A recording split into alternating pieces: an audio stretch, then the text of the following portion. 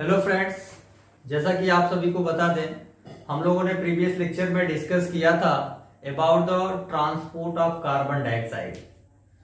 तो हम लोगों ने उसमें पढ़ा था क्लोराइड शिफ्ट, उसी को हम बर्गर फिनोमेना बोलते हैं, हेल्डन इफेक्ट पढ़ा। तो फाइनली हम लोग का ट्रांसपोर्टेशन ऑफ गैस कंप्लीट हो गया and today I will discuss about the control of respiration. How to control, कैसे कंट्रोल होता है हमारे बॉडी में रिस्पायरेशन, उसके बारे में आज हम लोग पढ़ाई करेंगे। ठीक है, जो हम लोग का चैप्टर था आप रिवाइज करें अपने माइंड में, तो breathing and exchange of gases हमारे चैप्टर का नाम था। मेनली हम लोग ह्यूमन फिजियोलॉजी पढ़ रहे हैं।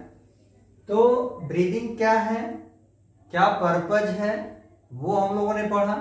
एक्सचेंज ऑफ गैसेस कहां से कहां हो रहा है, one part two another part of body, वो भी हम लोगों ने डिस्कस किया। फाइनली आज हम लोग पढ़ेंगे control of respiration.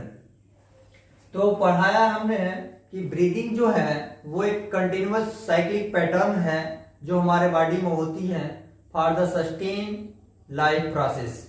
Life process को सस्टेन करने के लिए वो कंटिन्यूअसली हमारे बॉडी में एक साइक्लिक पैटर्न की तरह होती रहती है। और ह्यूमन बीइंग्स की बात करें तो ह्यूमन बीइंग्स में वो एबिलिटी होती है कंट्रोल करने के लिए, मॉडरेट करने के लिए, कि जितनी हमारे बॉडी में आवश्यकता होती है गैसेस की, उसके हिसाब से वो कंट्रोल करता है। So human being have significant ability to maintain and moderate the respiratory rhythm.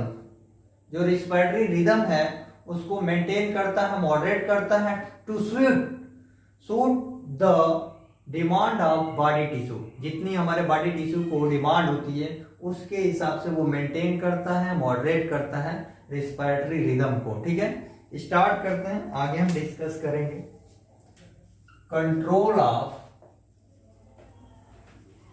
Respiration.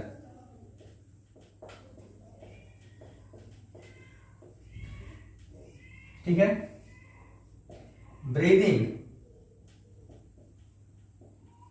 breathing occur in a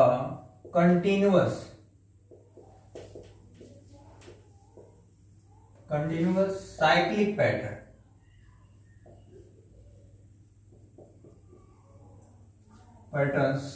to sustain life process। ठीक है, breathing occur in a continuous cyclic patterns to sustain the life process, and in human beings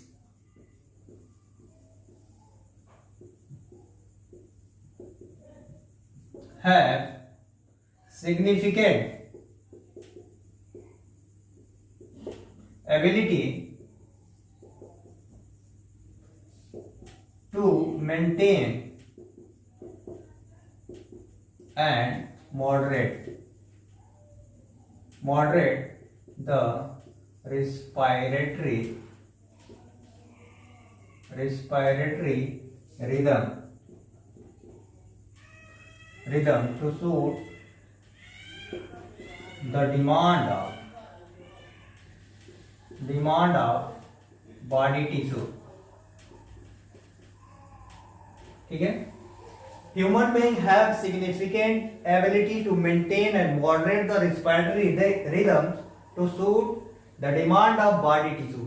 जितने हमारे body tissue को demand होती है उसके हिसाब से ह्यूमन बीइंग में वो एबिलिटी होती है, मेंटेन करता है, मॉडरेट करता है रिस्पायरेटरी रिदम को। ठीक है, और ये जो प्रोसेस हो रहा है ये किसके थ्रू हो रहा है, this is done by the neural system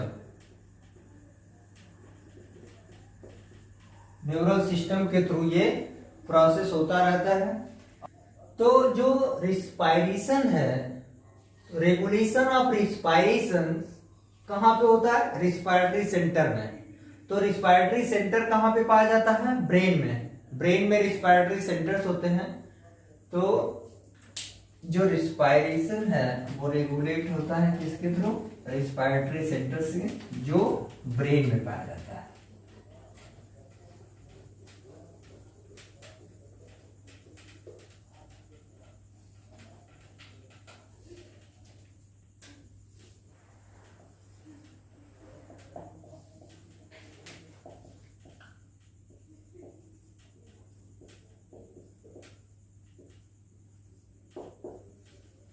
respiratory centre,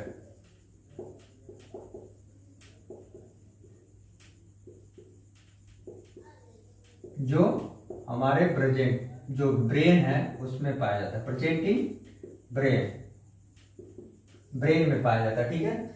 और जो रिस्पायरेटरी सेंटर है, ये जो रिस्पायरेटरी सेंटर है ये consist by medullary rhythmicity centre, medullary rhythmicity centres से कंसिस्ट होता है, और pneumotaxic centres and apneustic centres, ठीक है। 3 सेंटर्स हो गए। जो रेस्पिरेटरी सेंटर है वो कंसिस्ट होता है, जो मेडुलरी रिदमेसिटी सेंटर है ये present in medulla oblongata, medulla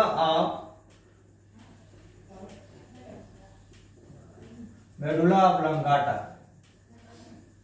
में जो मेडुलरी रिदमेसिटी सेंटर है वो पाया जाता है, और न्यूमोटैक्सिक सेंटर,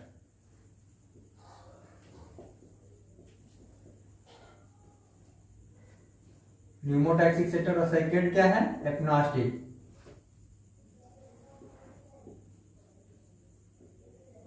ये जो दोनों सेंटर से कहां पाए जाते हैं, पोन्स में।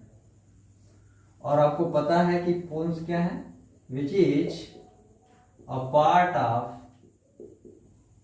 Brain stem. ब्रेन स्टेम में मेनली हम लोग इंक्लूड करते हैं 3, मिड ब्रेन और पोन्स and medulla oblongata.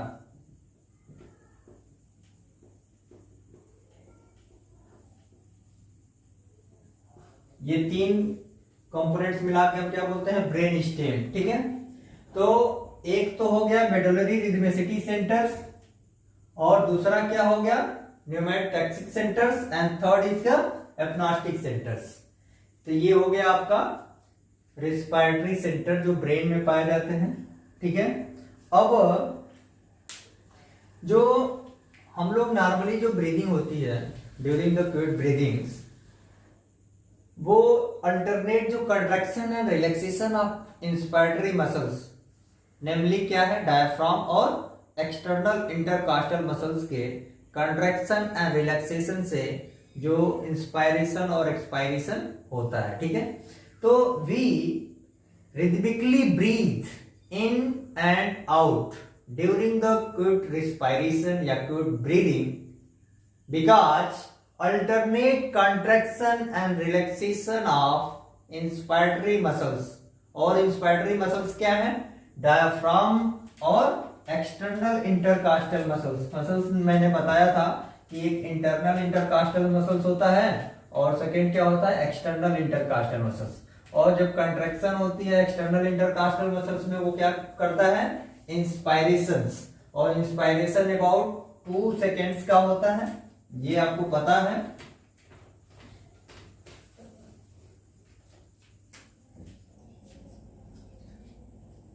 We rhythmically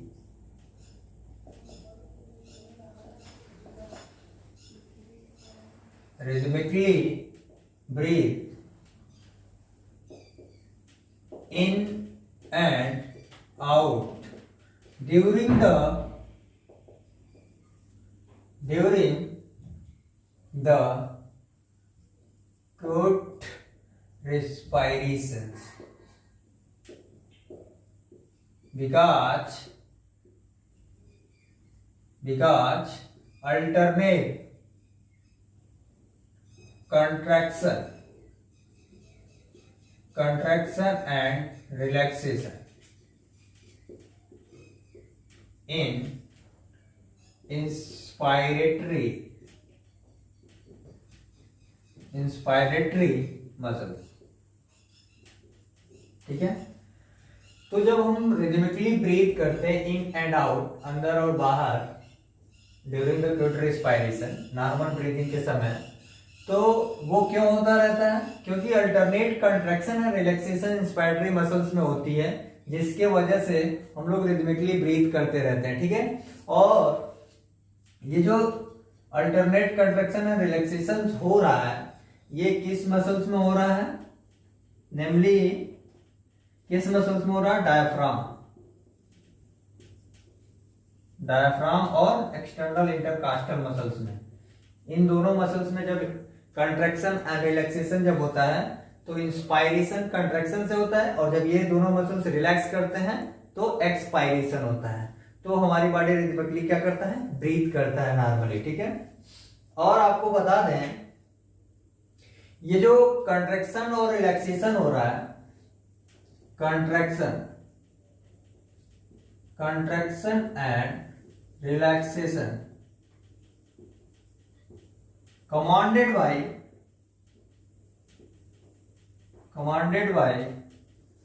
medullary rhythmicity,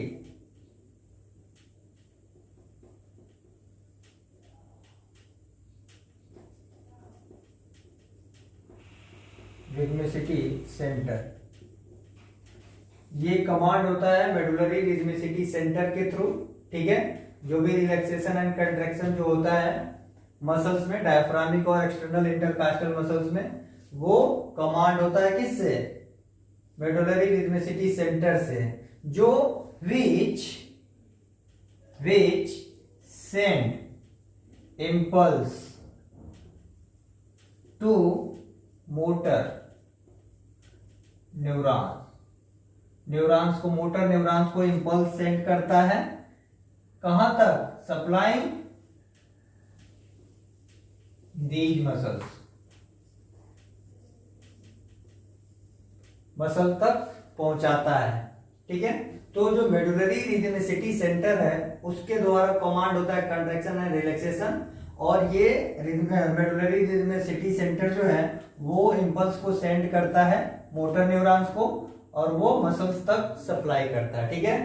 अब जो है आपको बता दूं कि जो रेगुलेशन है वो 2 टाइप्स का होता है, न्यूरल रेगुलेशन और केमिकल रेगुलेशन।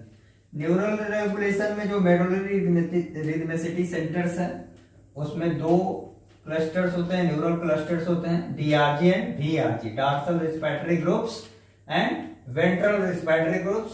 और जो केमिकल रेगुलेशन होता है, मतलब कीमोरिसेप्टर्स, जो चेंजेस हमारे ब्लड वगैरह में पीएच का चेंज, कार्बन डाइऑक्साइड का, वो सेंसिटिव होता है उसके चेंजेस के कारण। तो कीमोरिसेप्टर्स जो केमिकल रेगुलेशन है वो भी तो 2 तरह के होते हैं, सेंट्रल एंड पेरिफेरल कीमोरिसेप्टर्स। पहले हम लोग स्टार्ट करेंगे 2 टाइप्स ऑफ रेगुलेशन 2 तरह के हो रहा है, 2 तरह के, न्यूरल रेगुलेशन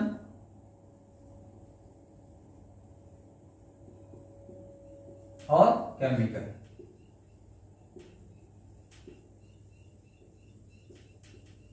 दो तरह के रेगुलेशन हो गए, ठीक है। ये केमिकल रेगुलेशन में सेंट्रल कीमोरिसेप्टर, ठीक है, और peripheral.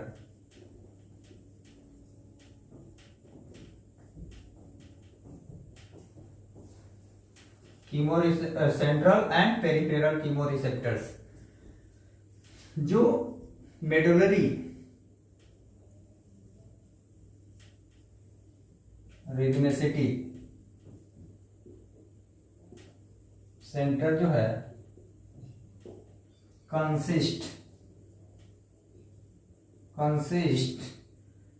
2 neural clusters.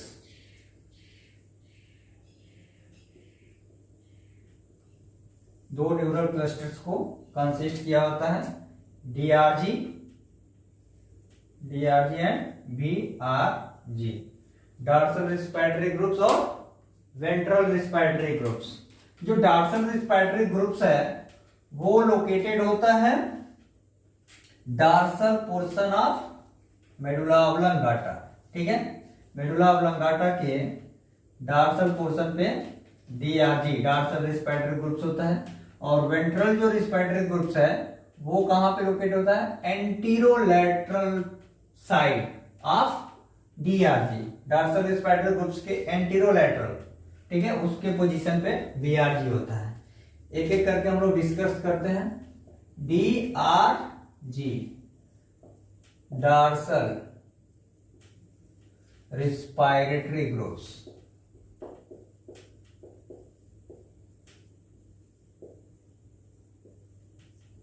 dorsal respiratory groups located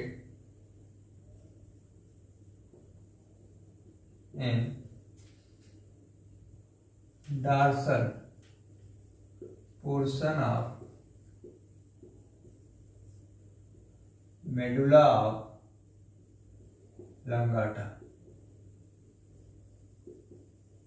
ठीक है, और ये मोस्टली इंस्पायरेटरी न्यूरॉन्स को कंटेन किया होता है। Consist mostly inspiratory neurons. ठीक है, इंस्पायरेटरी न्यूरॉन्स को कंसिस्ट किया होता है। ठीक है, जब when inspiratory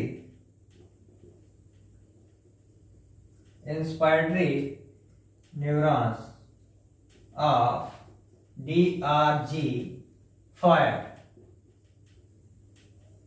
जब डीआरजी के इंस्पायरेटरी न्यूरॉन्स फायर होते हैं तो inspiration take place, then inspiration take place. ठीक है, इंस्पायरेशन होता है, और जब ये इंस्पायरेटरी नर्व्स सीज हो जाते हैं, फायरिंग सीज हो जाती है, तब क्या होता है, when siege फायरिंग, तो क्या होता है, एक्सपायरेशन टेक प्लेस। तो क्या बताया कि जो डीआरजी है वो लोकेटेड होता है dorsal portion of medulla oblongata. ठीक है, और ये मोस्टली इंस्पायरेटरी नर्व्स को कंटेन किया होता है। जब इंस्पायरेटरी नर्व्स जो डीआरजी के होते हैं वो फायर होते हैं तो इंस्पायरेशन होता है, और फायरिंग जब सीज हो जाती है इंस्पायरेटरी नर्व्स की तो एक्सपायरेशन होता है। ठीक है, और जो न्यूरल सिग्नल है जो रिलीज होता है फ्रॉम द डीआरजी वो ट्रांसमिट होता है कहां पे, मसल्स तक, मसल्स को ट्रांसमिट होता है। और जो नर्व इंपल्स है जो रिलीज होता है, न्यूरल सिग्नल रिलीज होता है डीआरजी से, वो ट्रांसमिट होता है, transmit to the diaphragm and external intercostal muscles को। जो न्यूरल सिग्नल है मतलब न्यूरल इंपल्स वो जनरेट होता है, ठीक, जनरेट होता है डीआरजी से, और वो स्टेबलाइज करता है। जो इंस्पायरेटरी नर्व से जनरेट होता है न्यूरल सिग्नल्स या नर्व इंपल्स, वो स्टेबलाइज करता है बेसिक रिदम ऑफ ब्रीदिंग। ठीक है,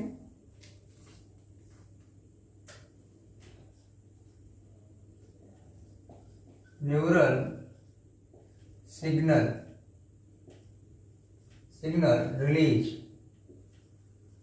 release from this DRG, और वो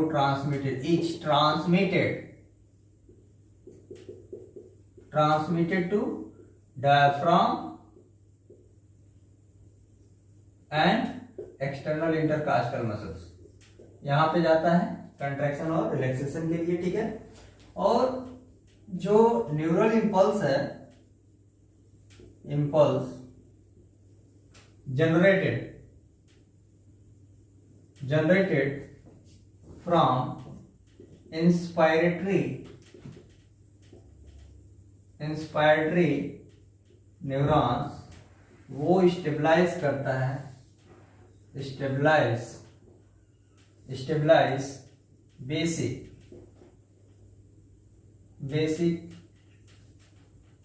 रिदम ऑफ ब्रीदिंग, ठीक है। न्यूरल जो इंपल्स है वो जनरेट होता है इंस्पायरेटरी नर्व से, वो स्टेबलाइज करता है बेसिक रिदम ऑफ ब्रीदिंग या रिस्पायरेशन। आपको बता दें ड्यूरिंग द क्यूट इंस्पायरेशन, उसमें इंस्पायरेशन जो है वो लास्ट करता है अराउंड द 2 सेकेंड्स, ठीक है। एंड एक्सपायरेशन लास्ट करता है कितने टाइम के लिए? 3 सेकेंड के लिए, 3 सेकेंड्स, ठीक है। During the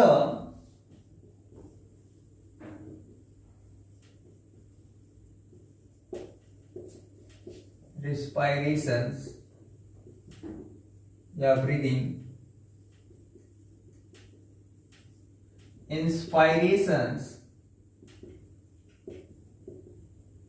lasts for about 2 second, 2 second के लिए, ठीक है। एंड एक्सपायरेशंस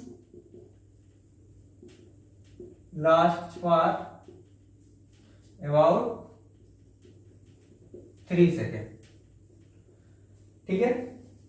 नॉर्मल ब्रीदिंग और रिस्पायरेशन के समय इंस्पायरेशन जो है वो 2 सेकेंड का होता है और एक्सपायरेशन जो है 3 सेकेंड का है।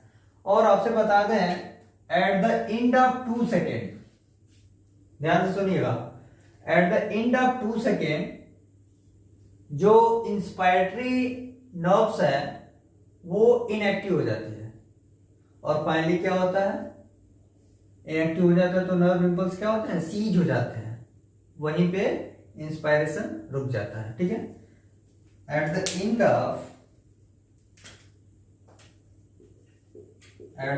ऑफ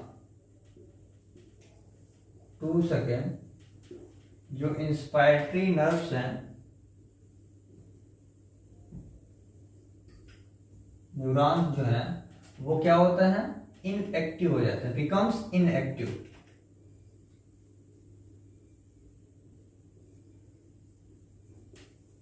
जिससे क्या होता है? जब इनएक्टिव होगा तो सीज हो जाता है, सीज नर्व इंपल्स। और जब नर्व इंपल्स सीज हो जाएगा तो इंस्पायरेशन क्या होगा? रुक जाएगा। ये हो गया आपका डीआरजी। डीआरजी जो है मेनली इंस्पायरेशंस के लिए होती है, उसमें इंस्पायरेशंस जो इंस्पायरेटरी न्यूरॉन्स होते हैं, ठीक। दूसरा क्या है? BRG, ventral respiratory groups.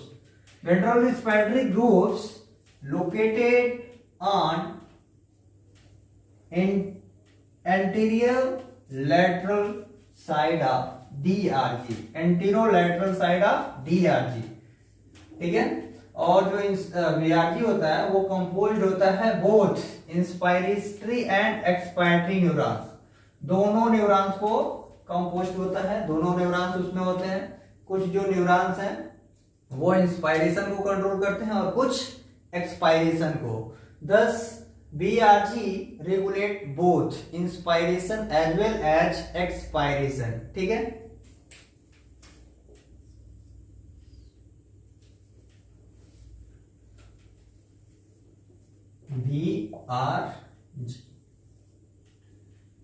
BRG मतलब ventral respiratory groups located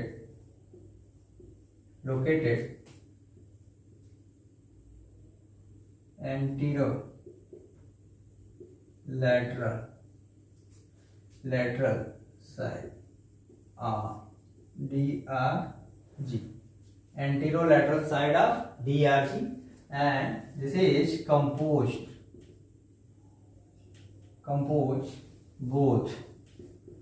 both inspiratory and expiratory neuron, ठीक है, दोनों neurons. thus it regulates both, दोनों को रेगुलेट करता है, ठीक है। तो बीआरजी जो है ventral respiratory groups located anterolateral side of DRG, composed both inspiratory and expiratory neurons को, इसलिए ये रेगुलेट करता है दोनों इंस्पायरेशन और एक्सपायरेशन को, ठीक है। और आपसे बता दें कि ड्यूरिंग द नॉर्मल रेस्पिरेशंस जो बीआरजी के नर्व होते हैं वो रिमेन इनएक्टिव होते हैं, ठीक है। हाउएवर जबकि ड्यूरिंग द फोर्सफुल ब्रीदिंग के समय जो बीआरजी से नर्व इंपल्स होता है, जनरेट होता है, वो क्या करता है, देखिए मैंने ये बताया कि during the normal breathing it remain inactive, however जबकि ड्यूरिंग द फोर्सफुल ब्रीदिंग के दौरान जो बीआरजी से नर्व इंपल्स होते हैं वो काज करते हैं contraction in internal intercostal muscles और एब्डोमिनल मसल्स। आपको मैंने बताया था जब ब्रीदिंग मैकेनिज्म पढ़ाया था तो उसमें बताया था कि इंटरनल इंटरकास्टल मसल्स और एब्डोमिनल मसल्स में जब कंट्रैक्शन होती है तो वहां पे क्या होता है, थोरैकिक जो वॉल्यूम है, थोरैकिक कैविटी का वॉल्यूम वो डिक्रीज कर जाता है, जिससे क्या होता है, फोर्सफुली एक्सपायरेशन होता है। समझ में? During normal respiration it remain inactive, ठीक है। however during the forceful breathing nerve impulse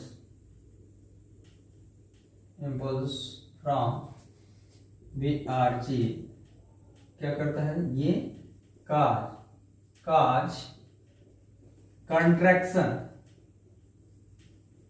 contraction in internal intercostal muscles, contraction and abdominal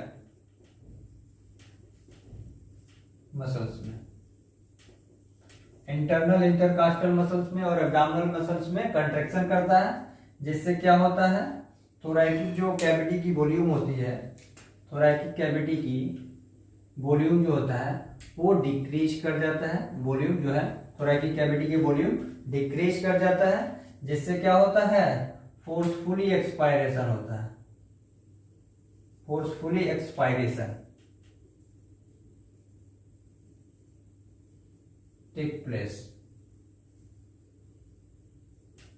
समझ में आया कि नॉर्मल जो ब्रीदिंग होती है उस समय ये रिमेन इनएक्टिव होता है, और जब फोर्सफुल ब्रीदिंग होती है उस समय जो बीआरडी से नर्व इंपल्स आते हैं वो contraction of internal intercostal muscle और एब्डोमिनल मसल्स को करते हैं, और कंट्रैक्शन जब इंटरनल इंटरकास्टल मसल्स में और एब्डोमिनल मसल्स में होता है तो थोरैकिक कैविटी का जो वॉल्यूम है वो क्या होता है, डिक्रीज हो जाता है, जिससे फोर्सफुली एक्सपायरेशन होता है, ठीक। और आपसे बता दें जो बीआरजी है, वेंट्रल रेस्पिरेटरी जो ग्रुप्स है बीआरजी, वो क्या करता है, इनहांस करता है, इनहांस्ड रेस्पिरेटरी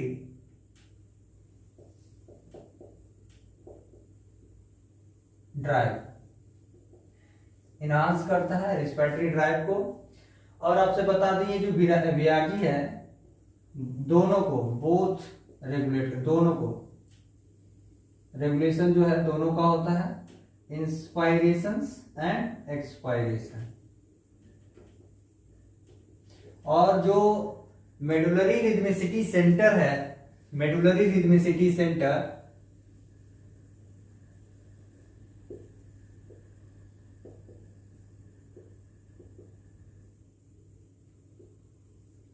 ये बेसिक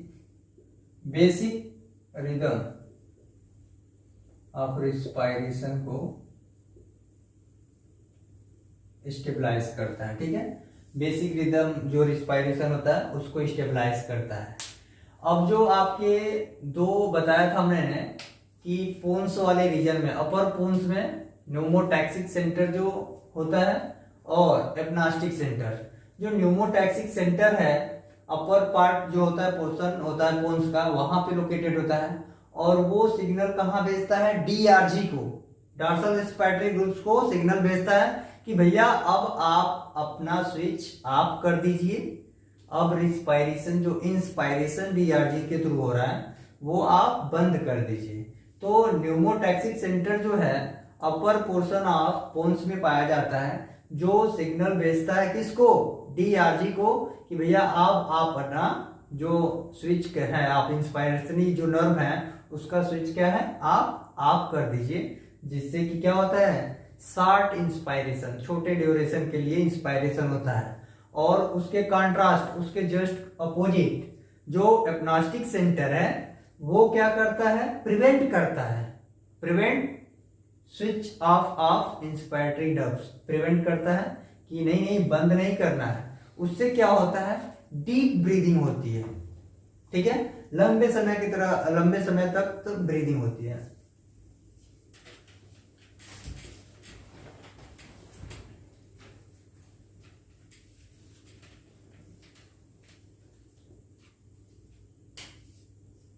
पहला जो है न्यूमोटैक्सिक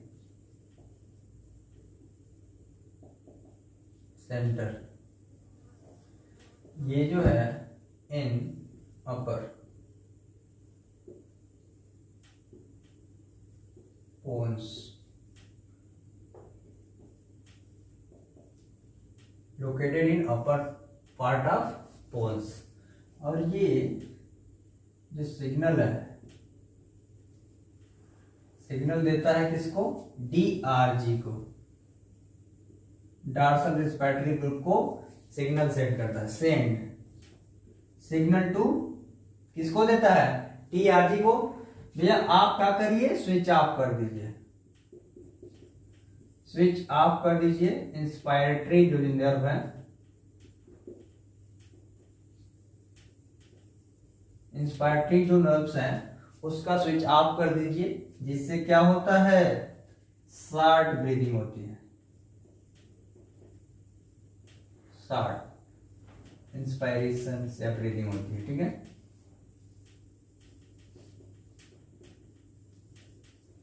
और इसके जस्ट जो अपोजिट, इन कॉन्ट्रास्ट,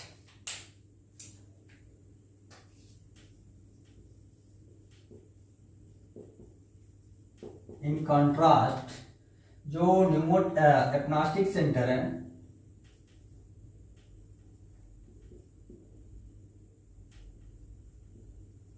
एपनास्टिक सेंटर जो है ये क्या करता है? प्रिवेंट करता है, प्रिवेंट स्विच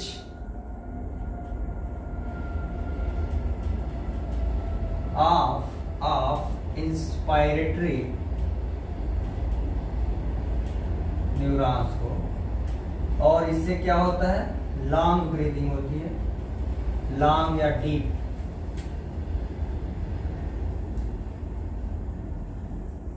लंबे समय तक ब्रीदिंग होती है। ठीक है, तो न्यूमोटैक्सिक सेंटर जो है वो सिग्नल सेंड करता है डीआरजी को कि भैया आप अपना स्विच ऑफ कर दीजिए इंस्पायरेटरी नर्व्स का। जिससे क्या होता है? छोटे समय के लिए ब्रीदिंग होती है। और इन कॉन्ट्रास्ट एपनास्टिक जो सेंटर है पोन्स में, दो सेंटर्स हैं पोन्स में, बताया था आपको न्यूमोटैक्सिक और एपनास्टिक सेंटर। ये क्या करता है, प्रिवेंट करता है, रोकता है कि भैया आप स्विच ऑफ नहीं करेंगे इंस्पायरेटरी नर्व्स को, जिससे क्या होता है लंबे समय तक डीप ब्रीदिंग होती है। समझ में आया? एक स्ट्रक्चर बता दे आपको, पोजीशन क्या क्या है एपनास्टिक सेंटर्स और डीआरजी बीआरजी जो भी सेंटर्स हैं, पहले ही बताना चाहिए था, फिर मैंने सोचा कि पहले एक एक करके डिस्कस कर लूँ और डायग्राम में आपको क्लियर हो जाएगा। उसके बाद से हम लोग पढ़ेंगे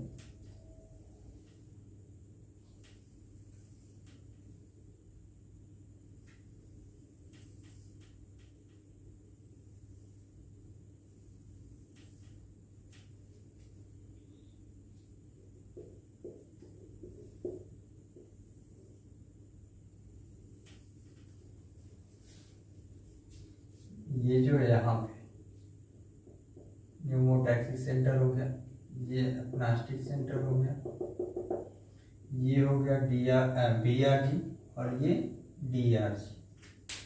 समझ में आया? ये पोर्शन जो है पोन्स का और ये मेडुला ऑब्लंगाटा।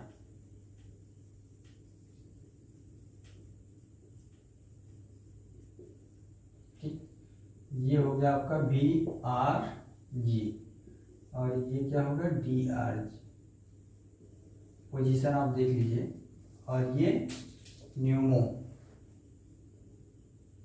टैक्सिक सेंटर है और ये क्या हो गया आपका एपनास्टिक।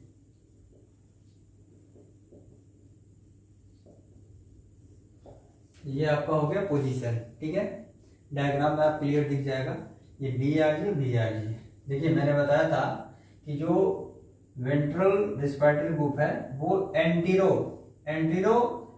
साइड पे और लेटरल साइड पे पोजीशन पे होता है जी, और इसके डार्सल पोजीशन पे मेडुला ऑब्लंगाटा के डार्सल पोजीशन पे डीआरजी पाया जाता है। और बताया कि अपर पोर्शन पे जो है न्यूमोटैक्सिक सेंटर पाया जाता है और लोअर पोर्शन पे एपनास्टिक सेंटर जो है पोन्स में पाया जाता है। ठीक है, तो ये हो गया आपका डायग्राम जिसमें आपको पोजीशन दिख जाएगा। ठीक, मोस्टली जो डीआरजी है वो इंस्पायरेटरी नर्व्स को कंटेन किया होता है और ये इंस्पायरेटरी और एक्सपायरेटरी दोनों को, ठीक है, बोथ इंस्पायरेशंस रेटरी एंड एक्सपायरेटरी। और ये मोस्टली इंस्पायरेटरी न्यूरॉन्स। ठीक है, अब हम लोग पढ़ेंगे कि हम लोगों ने देख लिया कि हाउ टू कंट्रोल, कैसे कंट्रोल हो रहा है, लेकिन जो इन्फ्लुएंस हो रहा है किसके द्वारा ये इन्फ्लुएंस हो रहा है। जैसे कि मान लीजिए कि जो चेंजेस हो रहे हैं ब्लड में, जैसे पीएच है, कार्बन डाइऑक्साइड का पार्शियल प्रेशर, ऑक्सीजन का partial pressure, H+ ion concentration, इसके सेंसिटिविटी है वो इन्फ्लुएंस होता है किसके through, by the input of chemo receptors. तो हम लोग केमिकल्स रेगुलेशंस ऑफ रिस्पायरेशन अब हम लोग पढ़ेंगे, सेकंड जो है वो। ठीक है, chemo receptor.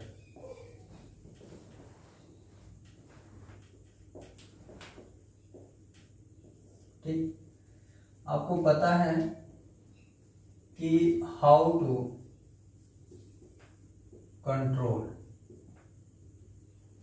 Control the rate and depth of breathing. ठीक है, आपको पता है कि कैसे कंट्रोल हो रहा है रेट और डेप्थ ऑफ ब्रीदिंग। बट जो एक्टिविटी होती है वो किसके थ्रू इन्फ्लुएंस होता है, इन्फ्लुएंस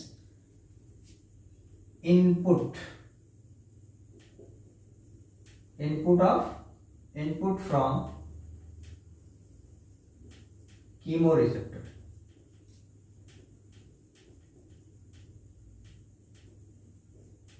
तो हमने तो पढ़ा कि कैसे कंट्रोल हो रहा है, ठीक है, जो रेट है और डेप्थ ऑफ ब्रीदिंग है कैसे कंट्रोल हो रहा है, ठीक। बट जो एक्टिविटी है वो इन्फ्लुएंस हो रही है कीमोरिसेप्टर्स के इनपुट से। आपको बता दें ये जो सेंसिटिव होता है, सेंसिटिव कीमोरिसेप्टर केमिकल्स को सेंस करता है, sensitive to pH, partial pressure of carbon dioxide, partial pressure of oxygen, H+ ion concentration, इन सब चीजों के लिए ये सेंसिटिव होता है। और आपसे बता दें कि जो कीमोरिसेप्टर्स होते हैं वो there are 2 groups of chemoreceptor.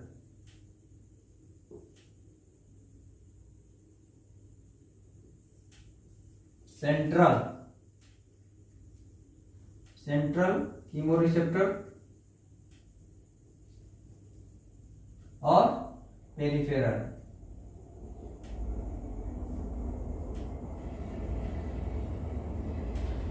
Central and peripheral chemoreceptors एक एक करके हम लोग डिस्कस करेंगे। जो सेंट्रल कीमोरिसेप्टर है वो लोकेटेड होता है in or near the medulla oblongata इन CNS, सेंट्रल नर्वस सिस्टम के मेडुला ऑफ लंगाटा के अंदर या उसके पास ये जो कीमोरिसेप्टर्स, जो सेंट्रल कीमोरिसेप्टर्स हैं वो होता है। और आपसे बता दें कि ये सेंसिटिव होता है पीएच, जो पीएच होता है ब्लड में उसके सेंसिटिव होता है इन सेरेब्रोस्पाइनल फ्लूइड जो होता है, एक्स्ट्रा सेलुलर फ्लूइड और इंटरस्टिशियल फ्लूइड्स। सेंट्रल पहला हम लोग करते हैं, सेंट्रल कीमोरिसेप्टर,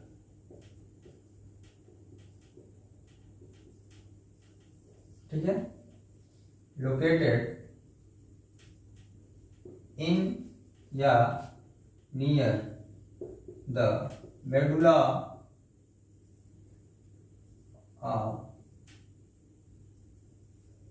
लंगाटा इन CNS के। Central chemoreceptor sensitive to change in pH of cerebrospinal fluid, मतलब इंटरस्टिशियल फ्लूइड, ठीक है। और जब इंक्रीज होता है arterial blood PCO2, partial pressure जो है आर्टेरियल ब्लड में इंक्रीज होता है तो सिमिलरली राइज होती है, similar rise PCO2 in extra cellular fluid of brain, ठीक है। और वहां से जो कार्बन डाइऑक्साइड है वो डिफ्यूज होता है कहां से, ब्लड वेसल से extra cellular fluids, extra cellular fluid जो है cerebrospinal fluid and interstitial fluid, ठीक है। और हाई PCO2 क्या करता है, लो पीएच, क्यों, क्योंकि ये जो कार्बन डाइऑक्साइड है वो किससे बाइंड कर जाता है, CO2 जो है ये बाइंड करता है H2O से और क्या बनाता है, H2CO3 carbonic acid. You know very well that's जो कार्बोनिक एसिड है वो एक्ट करता है, act as week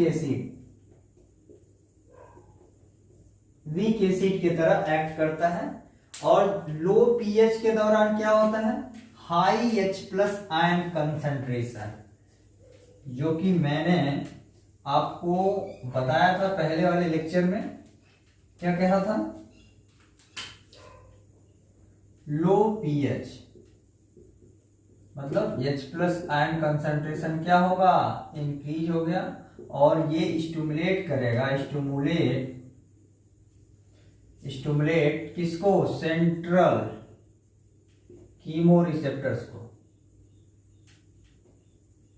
central chemoreceptors को, कि भैया आप जो इंक्रीज कर दीजिए ब्रीदिंग रेट को, ब्रीदिंग रेट को आप इंक्रीज कर दीजिए।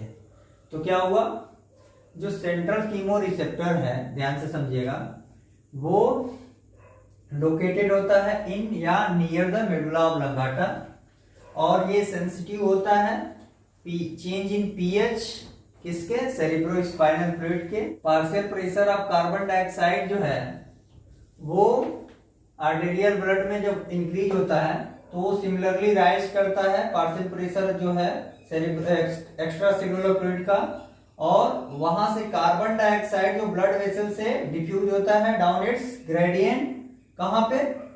Extra cellular fluid of brain में। और जब वो कार्बन डाइऑक्साइड जो है, पार्शियल प्रेशर जो है कार्बन डाइऑक्साइड का ज्यादा होगा तो पीएच क्या हो गया? लो होगा। ठीक है, पीएच लो होगा क्योंकि जो कार्बन डाइऑक्साइड वो किससे कंबाइन कर रहा है? H2O से, और क्या बना रहा है? कार्बोनिक एसिड बना रहा है। यू नो कि कार्बोनिक एसिड जो है वो वीक एसिड की तरह एक्ट करता है, और लो पीएच तो high H plus ion concentration, और H प्लस आयन कंसंट्रेशन जब हाई होगा तो वो स्टिमुलेट करेगा सेंट्रल कीमोरिसेप्टर्स को कि भैया आप जो ब्रीदिंग रेट है उसको इंक्रीज कर दीजिए। और आपसे बता दें कि जो सेंट्रल कीमोरिसेप्टर्स है वो do not monitor CO2 itself,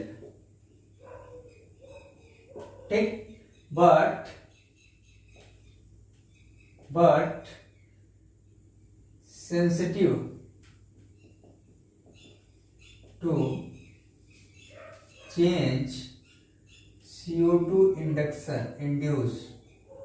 induce and H plus concentration। ठीक है, ये हो गया आपका सेंट्रल कीमो रिसेप्टर्स। और आपको बता दें कि ऑक्सीजन का कोई इफेक्ट नहीं होता है सेंट्रल कीमो रिसेप्टर्स पे, कंट्रोलिंग ऑफ जो ब्रेन है तो उस पर कोई इफेक्ट नहीं था। जो ऑक्सीजन जो है जब वो ब्लड में रिड्यूस हो जाता है तो वहां पे पेरिफेरल जो कीमो रिसेप्टर है वहां पे उसके लिए वो सेंसिटिव होता है, और पेरिफेरल कीमो रिसेप्टर्स में कैरोटिड बॉडी होती है और एओर्टिक बॉडी। एओर्टिक बॉडी जो है वो आर्च ऑफ एओर्टा के पास होता है, और कैरोटिड बॉडी जो होती है कॉमन कैरोटिड आर्टरी के पास लोकेटेड होती है। ठीक है, तो ऑक्सीजन का कोई इफेक्ट नहीं होता है सेंट्रल कीमो रिसेप्टर्स पे, कोई सेंसिटिव नहीं होती है। वो किसके लिए सेंसिटिव होता है? जो पेरिफेरल कीमो रिसेप्टर है वो लेस ऑक्सीजन के लिए सेंसिटिव होता है। ठीक, दूसरा जो है, दूसरा पेरिफेरल कीमो रिसेप्टर्स,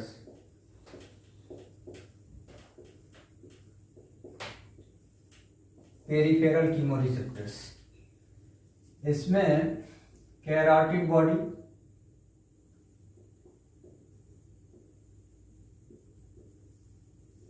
जो common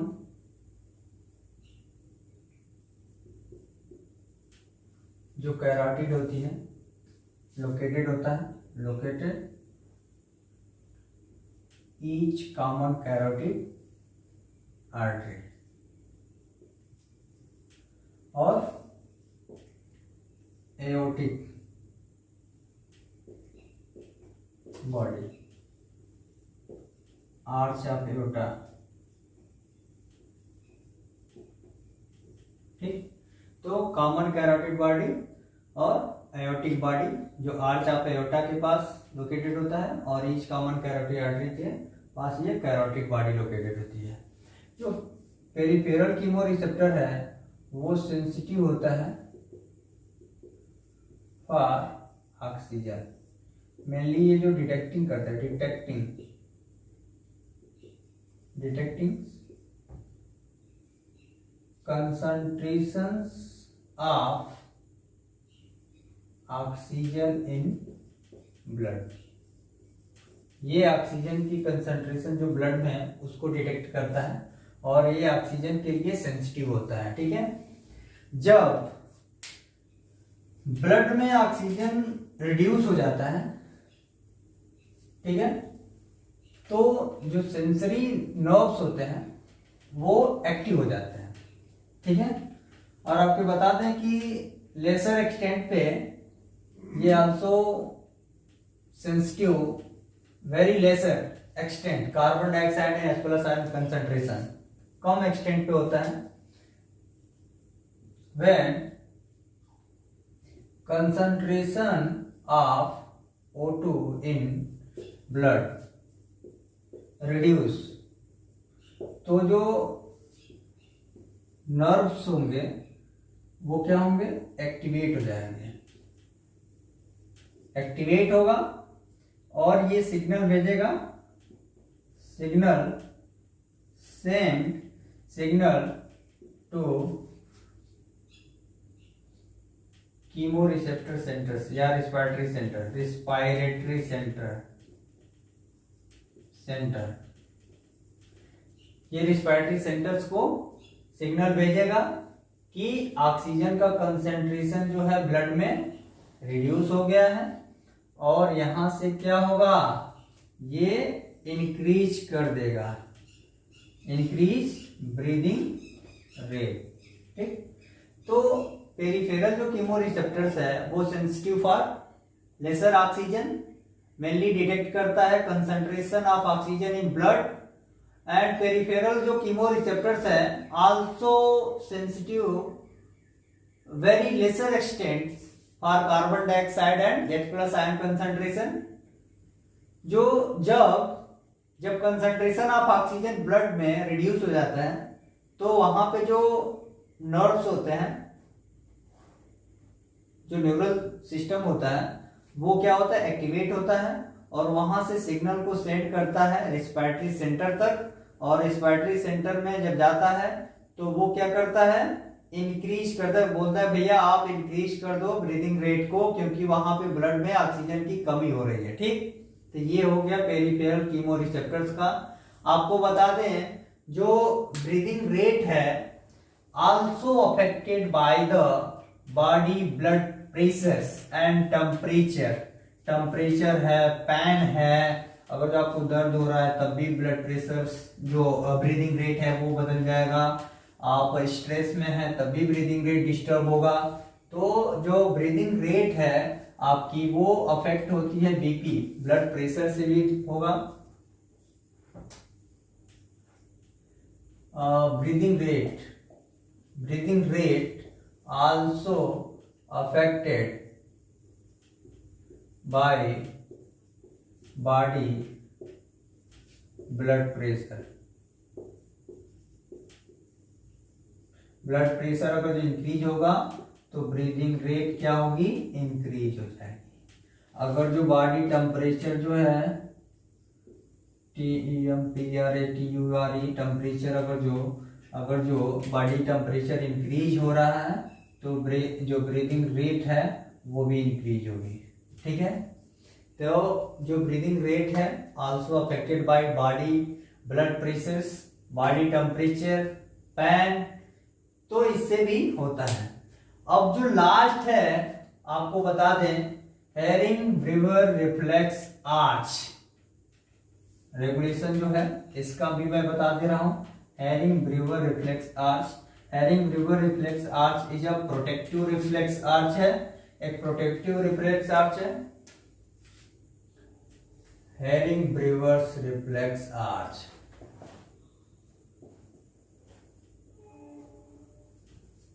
reflex arch,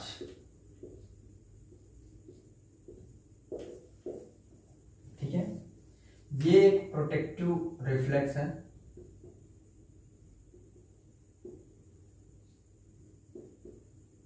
protective reflex है। आपसे बता दूं, wall of terminal bronchioles and atria, वहां पे क्या होता है, इसके वाल में स्ट्रेच रिसेप्टर्स पाए जाते हैं।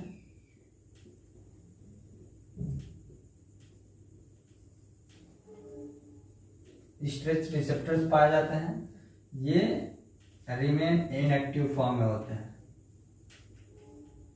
इनएक्टिव फॉर्म में होते हैं। ठीक है, ये एक्टिव कब होते हैं, when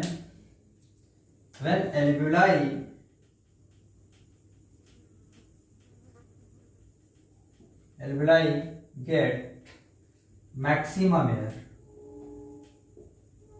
जब एल्वुलाई में फुलफिल एयर हो जाते हैं, मैक्सिमम एयर हो जाते हैं, तो ये होता है स्ट्रेच रिसेप्टर जो होता है क्या हो जाता है, एक्टिव हो जाता है। जब एल्वुलाई में एयर फील्ड हो जाते हैं, मैक्सिमम एयर फील्ड हो रहा है, तब जाके स्ट्रेच रिसेप्टर जो है वॉल ऑफ एट्रिया एंड ब्रंक्यूल्स के क्या होते हैं, एक्टिव होते हैं। और ये एक्टिव जब होता है, मतलब हेरिंग रिवर रिफ्लेक्स जो आर्च है वो एक्टिव होता है और वहां से इनहिबिटरी सिग्नल सेंड करता है, कहां पे, इंस्पायरेटरी सेंटर पे। ठीक, तो जो wall of terminal bronchi and atria होता है वहां पे स्ट्रेच रिसेप्टर्स पाए जाते हैं, वो रिमेन इनएक्टिव फॉर्म में होता है। When alveoli get maximum airs, then Hering-Breuer reflex arch becomes active and send inhibitory signal to inspiratory centers। ठीक है, तो क्या होता है, स्ट्रेच रिसेप्टर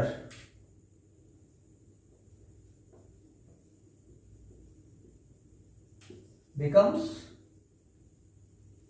एक्टिव कब होगा, alveoli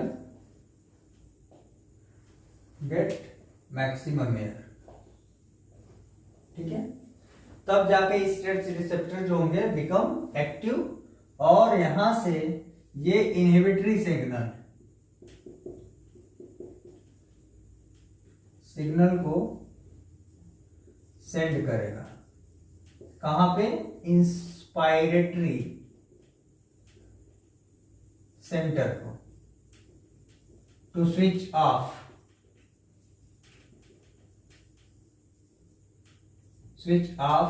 inspiration.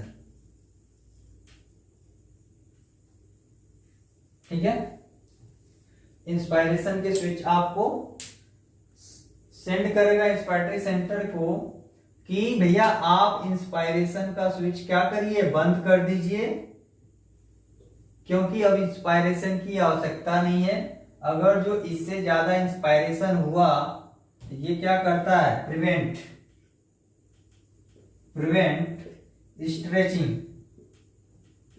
Stretching and bursting of alveoli. जब मैक्सिमम एयर ऑलरेडी फील्ड है तो क्या जरूरत है अब इंस्पायरेशन की, इसलिए ये इनहिबिटरी सेंटर्स जो इनहिबिटरी सिग्नल को सेंड करता है इंस्पायरेटरी सेंटर्स में कि भैया आप स्विच ऑफ कर दीजिए, इंस्पायरेशन की अब नीड नहीं है, रिक्वायरमेंट नहीं है। तो इसीलिए इसको बोलते हैं प्रोटेक्टिव, क्योंकि ये प्रिवेंट करता है stretching and bursting of alveoli. ठीक है, ये और ये कब काम करता है, work only when normal mechanism of switch of inspirations does not work timely due to any reason। ठीक है, किसी कारण से अगर जो स्विच ऑफ जो है, नॉर्मल जो मैकेनिज्म है स्विच ऑफ की इंस्पायरेशन का, वो वर्क टाइमली टू टाइमली नहीं करता किसी रीजन से, तब जाके ये हेरिंग-ब्रूअर रिफ्लेक्स आर्च जो है वर्क करता है। और ये क्या होता है, प्रिवेंटिव होता है कि बचाता है stretching and bursting of alveoli. तो ये हो गया आपका रेगुलेशन ऑफ रिस्पायरेशन। अब मैं आप लोगों को कुछ रिस्पायरेटरी से रिलेटेड डिसऑर्डर्स के बारे में बता दूं, जैसे कि जो chronic COPD, chronic obstructive pulmonary जो डिजीज है, ठीक है, उसके बारे में। क्रोनिक ऑब्स्ट्रक्टिव पल्मोनरी डिजीज क्या है?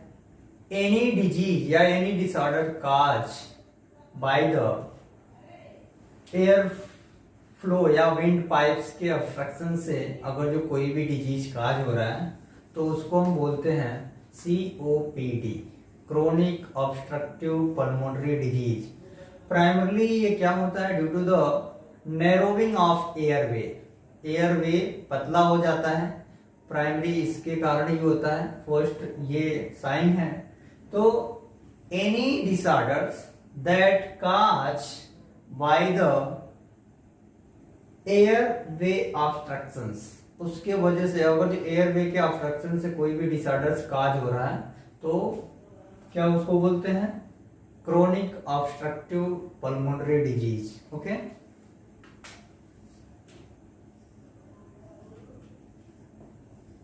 COPD, chronic obstructive pulmonary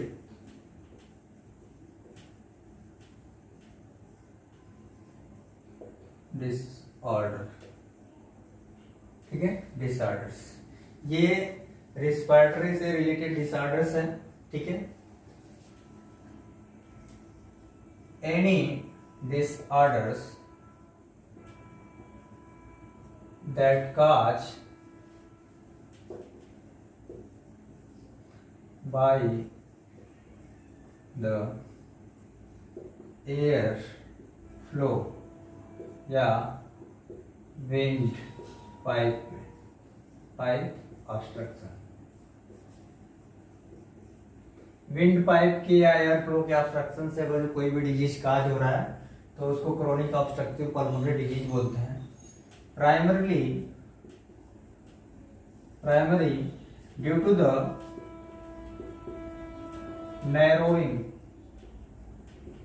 नैरोविंग of airway या विंड पाइप, ठीक है। Due to the narrowing of airway या विंड पाइप्स के ये प्राइमरी काज है। तो any disorder that cause by the air flow wind pipe obstructions that is called chronic obstructive pulmonary disease.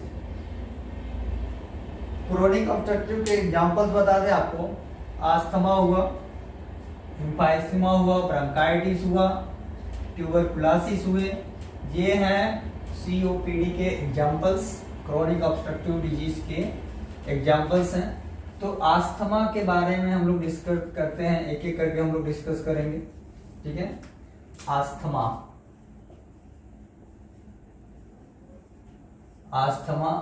Asthma एक chronic lung disease है, ठीक है, chronic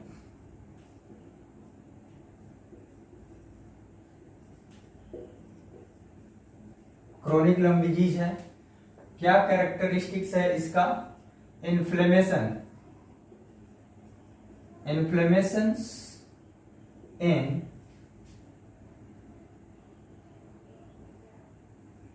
air वे, ये मेनली ब्रांकियाई एंड ब्रांकियोल्स में होते हैं। ब्रांकियाई और ब्रांकियोल्स में होते हैं। इन्फ्लेमेशन काज करता है एयर में या विंड पाइप्स में, ठीक है।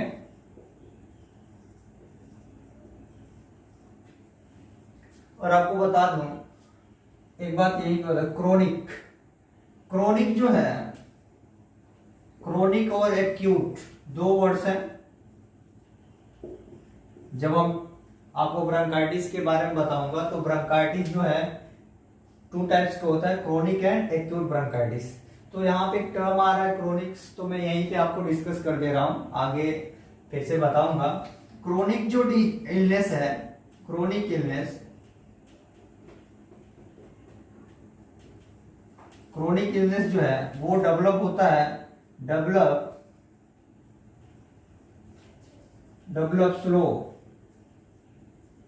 स्लो डेवलप होता है, ठीक है, और for long time,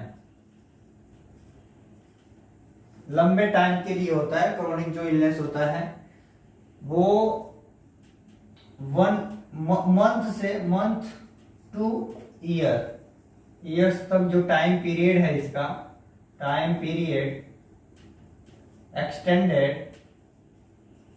extended month two year. तो क्रोनिक जो इलनेस है वो डेवलप होता है, धीरे धीरे डेवलप होता है, बहुत ही स्लोली डेवलप होता है, और वो लंबे टाइम के लिए होता है, मंथ से ईयर तक जो टाइम पीरियड है वो एक्सटेंड करता है, फॉर लाइफ टाइम तक लास्ट करता है, for long times, even life time तक वो क्रोनिक जो डिसऑर्डर्स है वो रहते हैं, ठीक है। और जो एक्यूट जो डिसऑर्डर्स है, एक्यूट डिसऑर्डर्स की बात करें हम, तो एक्यूट डिसऑर्डर जो है वो सडनली डेवलप होता है, develop for short time,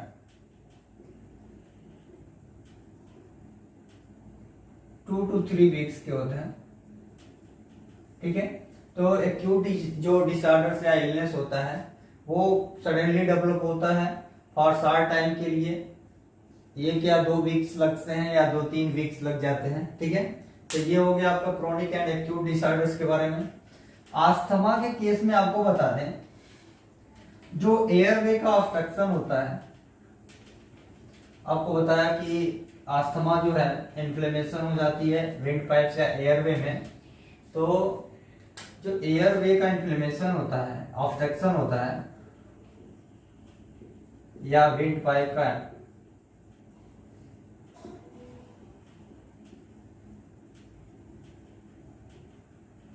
obstruction due to the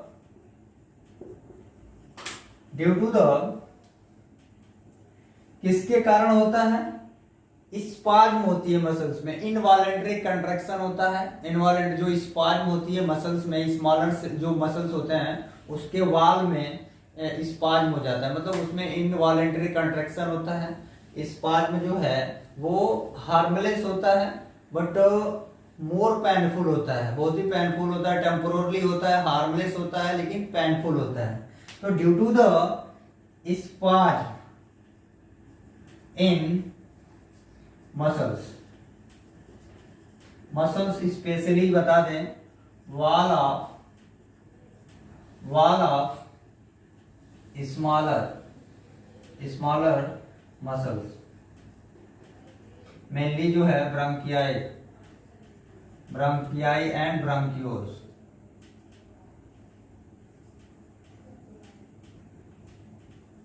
ब्रांकियाई और ब्रांकियोल्स के वाल में स्पाज्म होता है। स्पाज्म आपको बता दें इनवॉलेंटरी कंट्रैक्शंस इन मसल्स, इनवॉलेंटरी कंट्रैक्शन इन मसल्स, जो हार्मलेस होता है, टेम्पोरली होता है, टेम्पोरली बट पेनफुल होता है, पेनफुल होता है। तो airway obstruction due to the spasm in muscles, wall of smaller muscles, bronchi and bronchioles के वॉल में स्पाज्म होता है। स्पाज्म क्या है? इनवॉलेंटरी कंट्रैक्शन इन मसल्स, और वो हार्मलेस होता है, टेम्पोररी होता है, और लेकिन but more painful, but can be painful. तो ये हो गया आपका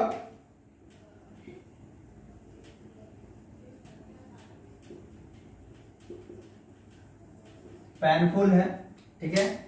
और आपको बता दें कि अस्थमा के केस में क्या होता है? डिफिकल्टी इन ब्रीदिंग, सांस लेने में डिफिकल्टी होती है। क्या क्या होते हैं उसमें? वीजिंग आती है, कफिंग आता है, चेस्ट टाइटनेस हो जाता है, टैकीकार्डिया होता है, ठीक है।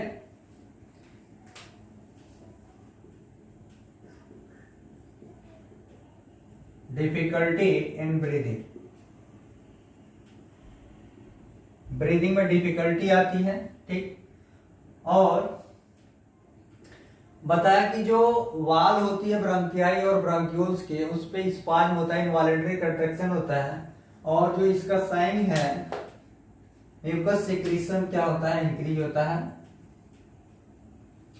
म्यूकस सिक्रीशन वो इंक्रीज हो जाता है, म्यूकस सिक्रीशन इंक्रीज होता है अस्थमा केस में। डिफिकल्टी इन ब्रीदिंग, उसमें क्या हो जाता है, कफिंग, वीजिंग। क्या क्या सिम्टम्स हैं, सिम्टम्स क्या क्या हैं, कफिंग, वीजिंग, वीजिंग होता है, चेस्ट टाइटनेस, टाइटनेस होता है, टैकीकार्डिया,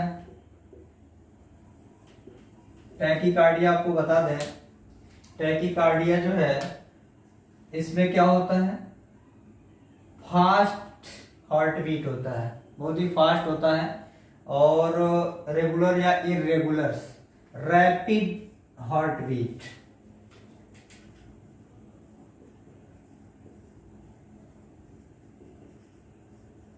रैपिड हार्ट बीट होती है, वो रेगुलर या इरेगुलर,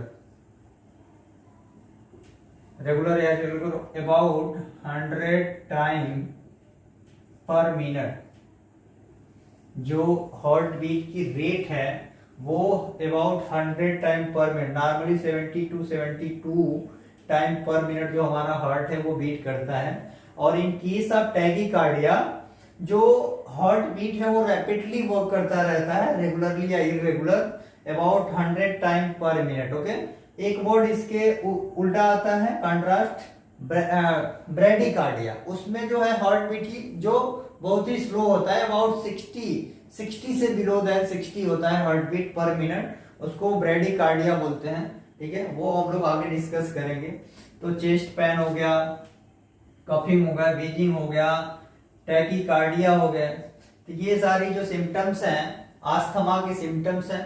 तो आस्थमा एक क्रोनिक लंग डिजीज है जिसमें इन्फ्लेमेशन, एयरवे, विंडपाइप्स में इन्फ्लेमेशन होती है, और एयरवे का जो ऑब्स्ट्रक्शन होता है वो किसके कारण होता है, जो मसल्स है, जो इनर वॉल ऑफ मसल, जो स्मॉलर मसल्स है ब्रांकियाई या ब्रांक्यूल्स के, उस मसल्स में स्पाज्म हो जाता है। स्पाज्म मतलब involuntary contractions in muscles, and spasm जो है हार्मलेस एंड टेम्पोररी होता है, जो पेनफुल होता है, ठीक। तो difficulty in breathing in case of asthma and mucus secretion क्या होता है, इंक्रीज हो जाता है। तो ये हो गया आपका अस्थमा।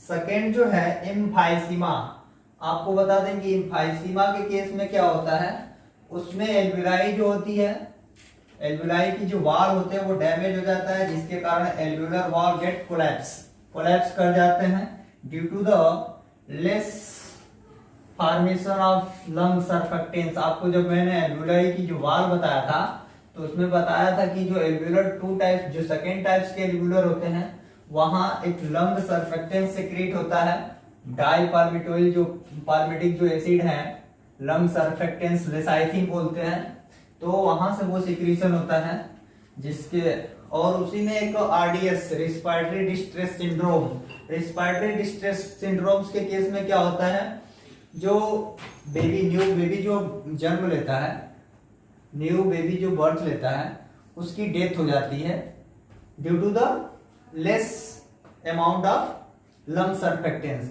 और वो डिपेंड करता है कि कितने टाइम में, किस समय, कितने टाइम तक वो बेबी जीवित रहेगा, वो डिपेंड करता है कि इसमें amount of formation of lung surfactants. तो लंग सर्फेक्टेंस क्या करता है कि जो एल्वुलाई है उसके कोलैप्स होने से वो प्रिवेंट करता है, जो कि वो भी एक क्या है, क्रोनिक जो लंग डिजीज है, ठीक है। दूसरा क्या है, एम्फाइसीमा।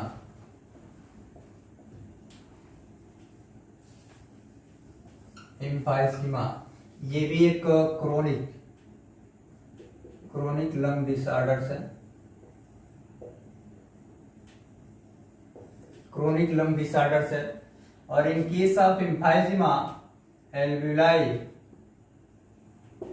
Gate collapse. जो एल्वियोलर वॉल होते हैं, जो डैमेज हो जाते हैं,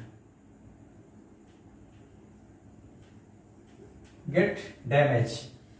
और आपसे बता दूं कि जो एम्फाइसीमा जनरली काज जो है, काज मेनली हम लोग कहते हैं कि सिगरेट स्मोकिंग से एम्फाइसीमा काज होता है।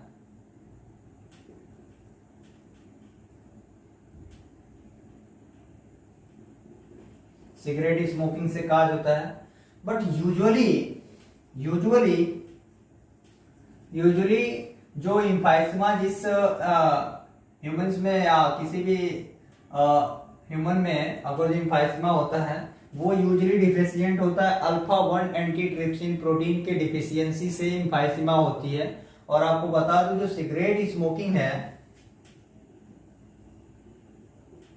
सिगरेट स्मोकिंग आपसे बोलते हैं लोग कि सिगरेट स्मोकिंग से एम्फाइसीमा, लेकिन सिगरेट स्मोकिंग क्या होता है, जब आदमी डिफिशियंट होता है अल्फा 1 एंटीट्रिप्सिन प्रोटीन से, उस समय आप अगर जो सिगरेट स्मोकिंग कर रहे हैं तो वो इनहांस करता है, तो enhancement of emphysema due to the cigarette smoking. ठीक है, तो usually deficient alpha 1 antitrypsin protein, alpha 1 antitrypsin protein के डेफिशिएंसी से यूजुअली एम्फाइसीमा होता है।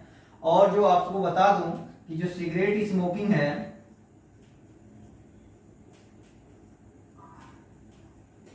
Cigarette smoking enhanced emphysema, cigarette smoking में एम्फाइसीमा क्या होता है, इनहांस होता है। आरडीएस के बारे में भी बता दूं आपको, आरडीएस रिस्पायरेटरी डिस्ट्रेस सिंड्रोम्स है।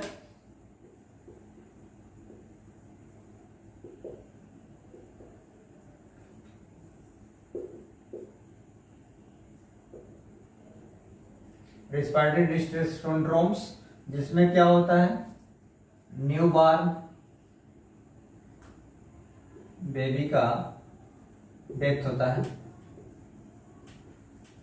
न्यूबॉर्न बेबी का डेथ हो जाता है, क्योंकि उसमें क्या होता है। और ये आपको बताया कि जो एल्वियोलर वॉल जो है गेट डैमेज होता है और एल्वियोलाई जो है कोलैप्स हो जाती है ड्यू टू द जो एल्वियोलर सरफेस है डिक्रीज हो जाता है, उसके वजह से एल्वियोलर जो सरफेस है वो क्या होता है, रिड्यूस हो जाता है, डिक्रीज कर जाता है, उसके वजह से एल्वियोलाई जो वॉल है वो कोलैप्स हो जाती है।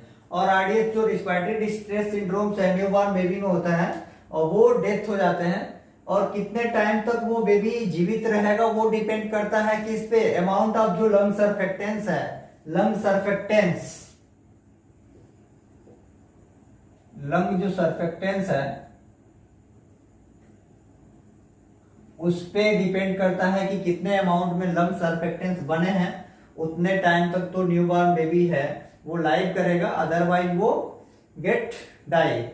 तो अमाउंट ऑफ लंग सर्फेक्टेंस पे डिपेंड करता है।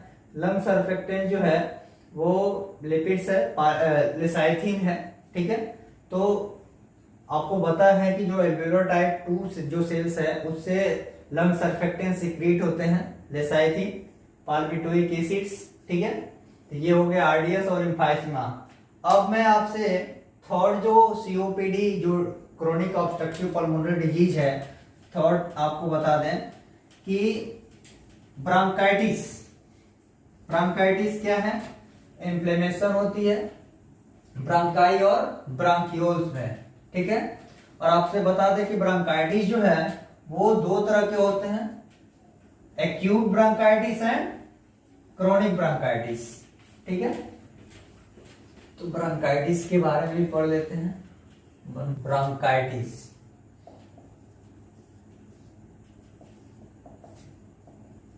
ब्रोंकाइटिस, वो यूजुअली ब्रोंकाइटिस जो है 2 टाइप्स के होते हैं। इन्फ्लेमेशन इन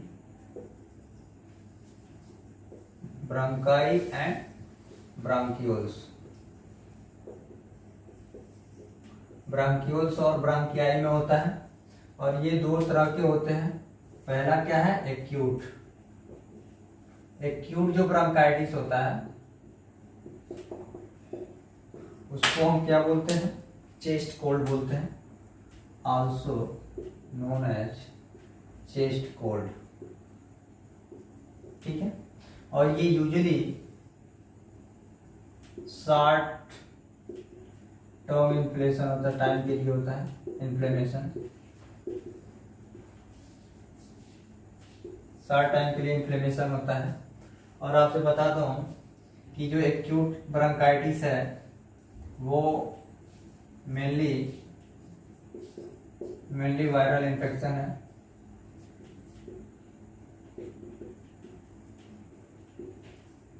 ठीक, और ये लास्ट करता है फॉर 2 to 3 वीक। ठीक है, तो एक्यूट ब्रोंकाइटिस जो है उसको हम चेस्ट कोल्ड बोलते हैं। यूजुअली शॉर्ट टाइम की इन्फ्लेमेशन होती है ब्रोंकाई और ब्रोंकियोल में, और ये मेनली वायरल इन्फेक्शन होता है। और आपसे बता 90% जो केसेस होते हैं, अबाउट 90% केसेस जो है वो वायरल इन्फेक्शन होता है, और ये लास्ट करता है फॉर 2 to 3 वीक्स। जो क्रोनिक ब्रोंकाइटिस है, क्रोनिक ब्रोंकाइटिस वो जो है वो लॉन्ग टाइम्स के लिए इन्फ्लेमेशन होता है ब्रोंकाइटिस और ब्रोंकाई और ब्रोंकियोल में। और आपसे बता दें कि सिगरेट स्मोकिंग जो है वो लीड करता है ब्रोंकाइट, जो क्रोनिक ब्रोंकाइटिस है। क्रोनिक ब्रोंकाइटिस जो है, ठीक है, ये क्रोनिक जो ब्रोंकाइटिस है इसमें भी इन्फ्लेमेशन होती है, inflammation in bronchi and bronchioles. ठीक, और ये लास्ट करता है फॉर 2 to 3 मंथ या ईयर्स तक एक्सटेंड करता है इसका टाइम पीरियड। और यूजुअली सिगरेट स्मोकिंग है, smoking lead to chronic bronchitis. जो क्रोनिक ब्रोंकाइटिस है उसमें सिगरेट स्मोकिंग लीड करता है, और ये inflammation in bronchi and bronchioles, और लास्ट फॉर 2 to 3 मंथ या वो ईयर तक भी एक्सटेंड करता है टाइम पीरियड। तो ये हो गया आपका bronchitis, inflammation in bronchi and bronchioles. ये भी एक COPD, chronic obstructive pulmonary disease है, जिसमें ब्रोंकाई और ब्रोंकियोल्स में क्या होता है, इन्फ्लेमेशन होती है, जिससे कि जो एयर वे है, विंड पाइप्स है, वो उसमें नैरोइंग आती है। तो मैंने बताया कि any disease that cause by the air way obstruction, जिसमें narrowing of air way in pipe जो होता है वो होता है, इसकी वजह से सीओपीडी जो डिजीज है वो होता है, तो उसमें ब्रोंकाइटिस। अब जो है हम आपको निमोनिया के बारे में बता दें। निमोनिया ज्यादातर के छोटे बच्चों में ही निमोनिया काज होता है, वो भी एक मैक्सिमम जो है वो बैक्टीरियल या वायरल या माइक्रो ऑर्गेनिम्स के थ्रू होता है। मेनली जो है बैक्टीरिया, ठीक है, स्ट्रेप्टोकाकस न्यूमोनी, जिसके कारण निमोनिया होता है, बैक्टीरिया है जो निमोनिया को काज करता है। ठीक है, जिसमें फीवर होते हैं, कफ होगा, डिस्पेनिया होगा, डिफिकल्टी ब्रीदिंग में होगी डिस्पेनिया। ठीक है, चौथा जो है न्यूमोनिया। न्यूमोनिया इसमें क्या होता है, inflammation inflammation in alveoli, alveoli of lungs. Lungs के एल्वुलाई में क्या होता है, इन्फ्लेमेशन हो जाता है। इसके जो सिम्टम्स हैं, सिम्टम्स उसमें क्या होता है, कफ होता है, coughings, chest pain, fever, dyspnoea. Dyspnoea आपको बताया था जो जब हम लोग पढ़े थे कि जो कुछ रिस्पिरेटरी इंपॉर्टेंट स्टेटस थे, तो उसमें ब्रीथलेसनेस होता है,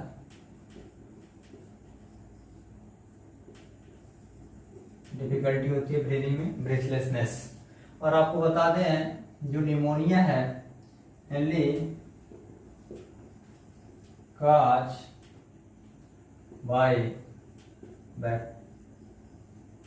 बैक्टीरिया, वायरस एंड अदर जो माइक्रो ऑर्गेनिजम्स हैं, माइक्रोब्स। ठीक है। जो most of the pneumonia cause by bacteria, bacteria के द्वारा मोस्ट ऑफ द निमोनिया काज होता है। और उसका नाम क्या है, स्ट्रेप्टोकाकस न्यूमोनी। ये जो बैक्टीरिया का नाम है स्ट्रेप्टोकाकस न्यूमोनी। स्ट्रेप्टोकाकस न्यूमोनिया जो है ये बैक्टीरिया है जो न्यूमोनिया को काज करता है। ठीक है। तो न्यूमोनिया में क्या होता है, inflammation in alveoli of lungs, जिसका सिम्टम कफिंग है, चेस्ट पेन है, फीवर है, डिस्पनिया है। और जो मेनली काज है बैक्टीरियल, वायरस एंड माइक्रोब से होते हैं। ज्यादा डिटेल में हम लोग नहीं जाएंगे यहाँ पे। मोस्ट ऑफ द जो न्यूमोनिया है वो काज हो रहा है बैक्टीरिया से, स्ट्रेप्टोकाकस न्यूमोनी से। ठीक है। अब जो है हम लोग ट्यूबरकुलोसिस की बात कर रहे हैं। अब हम लोग 5वां स्टार्ट करते हैं, ट्यूबरकुलोसिस। ट्यूबरकुलोसिस ये एक इन्फेक्शियस डिजीज है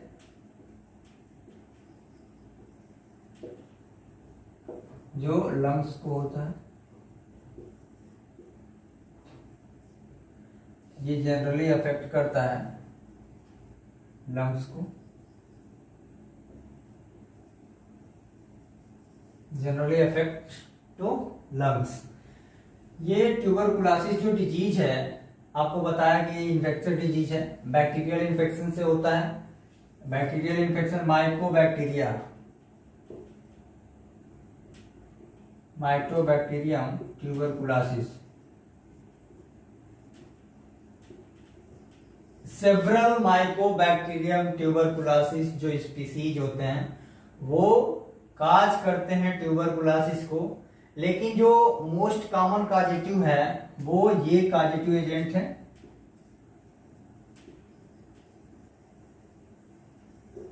मोस्टली। और आपको बता दूं कि एक बार बॉडी के टिश्यू सेल्स में ये माइक्रोबैक्टीरिया घुस गया inside the body, once they enter inside the body, एक बार अगर जो ये हमारे बॉडी में घुस गया तो ये क्या करता है, इन्फ्लेमेस कर देता है, स्टिमुलेट करता है हमारे बॉडी में। और क्या करता है, इन्फेक्शन काज करेगा और इन्फ्लेमेशन कर देगा, इन्फ्लेमेशन करेगा। और जब इन्फ्लेमेशन होगी हमारे बॉडी में तो ये इन्फ्लेमेशन क्या करता है, स्टिमुलेट करता है। स्टिमुलेट किसको स्टिमुलेट करेगा, न्यूट्रोफिल्स ऑफ WBC और एंड मैक्रोफेजेस। जो मैक्रोफेजेस होते हैं उनको और न्यूट्रोफिल्स को क्या करेगा, स्टिमुलेट करेगा कि भैया हमारे बॉडी में इन्फेक्शियस एजेंट घुस गया है, माइकोबैक्टीरिया, आप जाके उसको इनगल्फ करो ताकि वो स्प्रेड होने से बचे। तो जब इन्फेक्शन होता है तो और इन्फ्लेमेशन होगा, तो वो इन्फ्लेमेशन जब होगा तो स्टिमुलेट करेगा न्यूट्रोफिल्स और न्यूट्रोफिल्स ऑफ डब्ल्यूबीसी सेल्स को और मैक्रोफेजेस को टू इनगल्फ बैक्टीरिया। बैक्टीरिया को इनगल्फ करने के ये क्या करता है, प्रिवेंट करता है, प्रिवेंट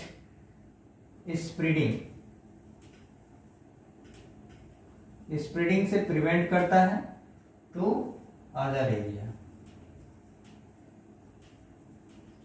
एरिया से स्प्रेड करने से ये रोकता है। तो माइकोबैक्टीरिया अगर जो हमारे बॉडी में एक बार इंटर करती है तो वो इन्फेक्शन काज करता है और इन्फ्लेमेशन। तो इन्फ्लेमेशन जब होगी हमारे बॉडी में तो वो क्या करेगा, स्टिमुलेट करेगा न्यूट्रोफिल्स ऑफ डब्ल्यूबीसी सेल्स को और मैक्रोफेजेस को कि भैया हमारे बॉडी में इन्फेक्शस एजेंट घुस गया है, आप उसको जाके इनगल्फ करो कि ज्यादा से ज्यादा स्प्रेड होने से बचे। ठीक है, तो ये हो गया आपका। और आपसे बता दें कि अगर जो हमारी immunity, if immunity is not impaired, immunity अगर इम्पायर्ड नहीं है तो क्या होगा, बैक्टीरिया जो क्या होगी, डोरमेंट हो जाएगी, पूरे लाइफ तक डोरमेंट हो सकती है या कुछ टाइम के लिए क्या होगी, डोरमेंट हो जाएगी। इफ इम्यूनिटी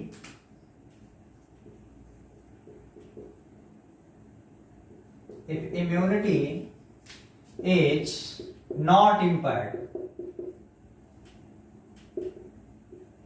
देन क्या होगा, जो बैक्टीरिया होगा, बैक्टीरिया डोरमेंट हो जाएगी फॉर सम टाइम या लाइफ टाइम, डोरमेंट हो जाती है। और अगर जो हमारी इम्यूनिटी इम्पायर्ड है तो वो क्या करेगी, इनेबल हो जाएगा, स्प्रेड हो गए ब्लड के थ्रू दूसरे ऑर्गन तक को भी स्केप कर जाएगा और इन्फेक्ट कर देगा। ठीक है, इफ इम्यूनिटी इज इम्पायर्ड तो वो क्या करेगा, एस्केप कर जाएगा, escape to blood and lymph, blood और लिम्फ पे जा करके इन्फेक्शन काज कर देगा, infection cause to other area तक इन्फेक्शन काज कर देगा दूसरे भी एरिया पे। अगर जो इम्यूनिटी इम्पायर्ड है तो बैक्टीरिया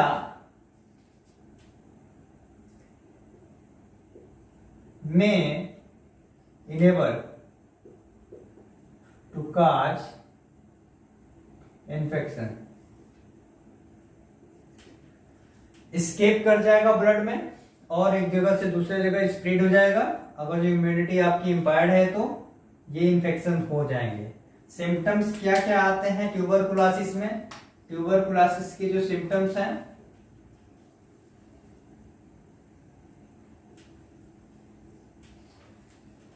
चेस्ट पेन आएगा, फैटिग,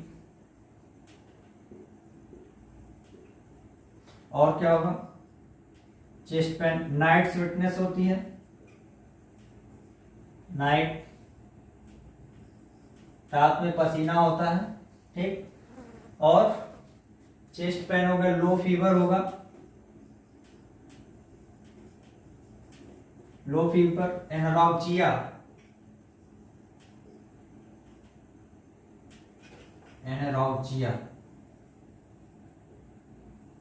ठीक, chest pain, anorexia, fatigues, night sweatness, low fever, weight loss, hair fall भी होते हैं। तो ये सिम्टम्स हो गए, चेस्ट पेन होगा, फैटिग होगी, कफिंग भी आएंगे कभी कभी। ठीक, chest pain, coughing, weight loss, low fever, anorexia, ये सिम्टम्स हैं ट्यूबरकुलोसिस के। ठीक है, तो ये ट्यूबरकुलोसिस हो गए। अब हम लोग पढ़ेंगे। अभी तो हम लोगों ने पढ़ा क्रोनिक ऑब्स्ट्रक्टिव पल्मोनरी डिजीज के बारे में। अब हम लोग कुछ ऑक्यूपेशनल लंग डिजीज के बारे में पढ़ लें। ऑक्यूपेशनल जो लंग डिजीज है, ऑक्यूपेशनल लंग डिजीज, उसमें क्या होता है, जो पीपुल्स ग्राइंडिंग या स्टोन ब्रेकिंग का काम करते हैं या इंडस्ट्रीज में काम करते हैं, वहां पे डस्ट पार्टिकल जो राइज होते हैं, मतलब ज्यादा से ज्यादा डस्ट पार्टिकल्स होते हैं, और उसके इनहेलेशन से अगर जो प्रॉब्लम हो रही है रिस्पिरेटरी ट्रैक्ट में या रिस्पिरेटरी ऑर्गन में, तो हम उसको बोलते हैं ऑक्यूपेशनल लंग डिजीज। तो मेनली जो पीपल्स काम करते हैं, वर्कर्स होते हैं, स्टोन ब्रेक करते हैं या ग्राइंडिंग करते हैं या इंडस्ट्री में वर्क्स करते हैं, तो उन पीपल को हम लोग हमेशा सजेस्ट करते हैं कि दे शुड वियर्स मास्क, वो हमेशा मास्क पहन के अपना काम करें। तो हम लोग उसको सजेस्ट करते हैं भैया आप मास्क पहन के अपना काम करो, क्योंकि जब हम ग्राइंडिंग करते हैं या स्टोन को ब्रेक करते हैं या भी हम लोग फैक्ट्री से वर्क करते हैं, तो उससे हमारे डस्ट पार्टिकल जो हैं हमारे नेजल पैसेज के थ्रू इनहेल्ड होते हैं, और वो क्या करते हैं, काज करते हैं इन्फेक्शंस को, डिजीज होती है हमारे बॉडी में। तो ऑक्यूपेशनल लंग डिजीज के बारे में हम लोग डिस्कस करेंगे। स्टार्ट करते हैं ऑक्यूपेशनल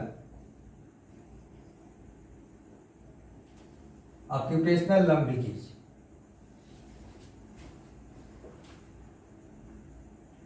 ऑक्यूपेशनल डिजीज ये मोस्टली उन पीपुल्स में होती हैं जो इंडस्ट्री में वर्क करते हैं, इन इंडस्ट्रीज क्या काम करते हैं, grinding and stone break.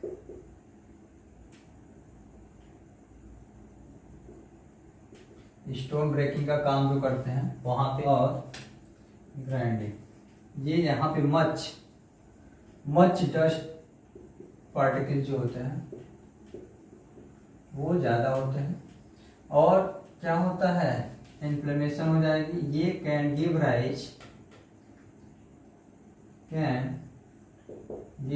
Rise inflammations, और इन्फ्लेमेशन जो है लीड करता है, लीड्स फाइब्रोसिस। फाइब्रोसिस आपको बता दें कि यहाँ पे प्रोलिफरेशन ऑफ फाइब्रस टिश्यू, उसको फाइब्रोसिस बोलते हैं। और ये क्या करता है, काज सीरियस लंग्स डिजीज। तो ये हो गया आपका ऑक्यूपेशनल लंग डिजीज, जिसके एग्जांपल्स मैं आपको बता दे रहा हूं। बैगासियोसिस, जो इनहेलेशन ऑफ बैगस, जो शुगर केन से निकलते हैं, ठीक है, उसके इनहेलेशन से बैगासियोसिस होता है। और न्यूमोकोनियासिस किससे होता है, जो सस्पेंडेड डस्ट पार्टिकल्स होते हैं, मेम्ब्रेन होती है, डस्ट सस्पेंडेड पार्टिकल जो मेम्ब्रेन होता है उसके इनहेलेशन से, कोल माइंस, ठीक है। तो एग्जांपल्स क्या है, बैगासियोसिस, ये क्या होता है, inflammation in lungs due to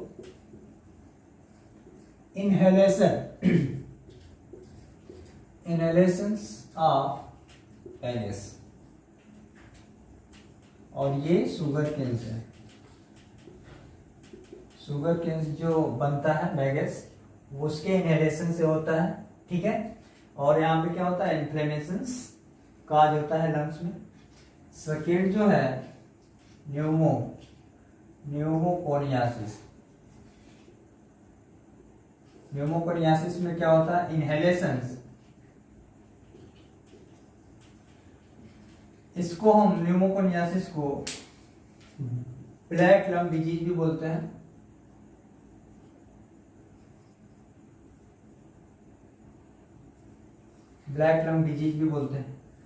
और इसमें क्या होता है, inhalation due to the inhalation of suspended suspended particulate जो मेम्ब्रेन होते हैं,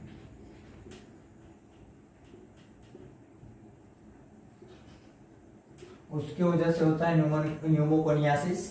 और जो सस्पेंडेड पीएम सस्पेंडेड पार्टिकुलेट जो मेम्ब्रेन होते हैं उसके वजह से होता है, जैसे कि कोल माइन की वजह से, ठीक है। तो ये हो गया न्यूमोकोनियासिस।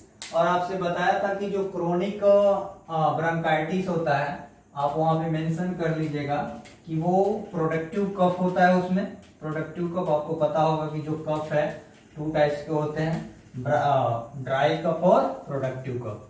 तो जो क्रोनिक ब्रोंकाइटिस है वो क्या होता है, प्रोडक्टिव कफ होता है उसमें, ठीक है। और उसमें मैंने क्या बताया आपसे, जो क्रोनिक जो ब्रोंकाइटिस है वो सिगरेट स्मोकिंग से लीड होता है। तीसरा जो है ऑक्यूपेशनल लंग डिजीज का एग्जांपल बाइसिनोसिस। इसमें क्या होता है, इसको हम लोग बोलते हैं brown lung disease. Mostly white lung disease बोलते हैं, ठीक है। और ये किसकी वजह से होता है, इनहेलेशन ऑफ कॉटन फाइबर के इनहेलेशन से होता है, ठीक है। तो ये हो गया आपका बाइसिनोसिस। एंड फोर्थ क्या है, सिलिकोसिस। इनहेलेशन ऑफ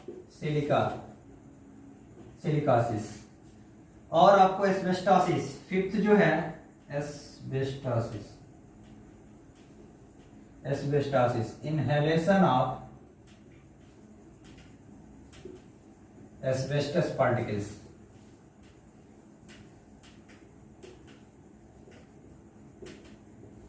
तो ये कुछ एग्जांपल्स हो गए आपके ऑक्यूपेशनल लंग डिजीज के, जो मेनली जो वर्क्स करते हैं लोग इंडस्ट्रीज वगैरह में काम करते हैं, उसके वजह से ये सारी चीजें जो डिजीज काज हो रही हैं, तो ये बीमारी हो रही है, ठीक है। अब हम लोग पढ़ेंगे जो कफ क्या है, मैंने वर्ड्स यूज किया है, कफ है, स्नीजिंग है, वीजिंग है, हिकअपिंग है, यावलिंग क्या है, ये वर्ड सारे हम लोग थोड़ा क्लियर कर लें कि कफ क्या होता है। तो स्टार्ट करते हैं पहला, कफिंग। कफिंग में क्या होता है,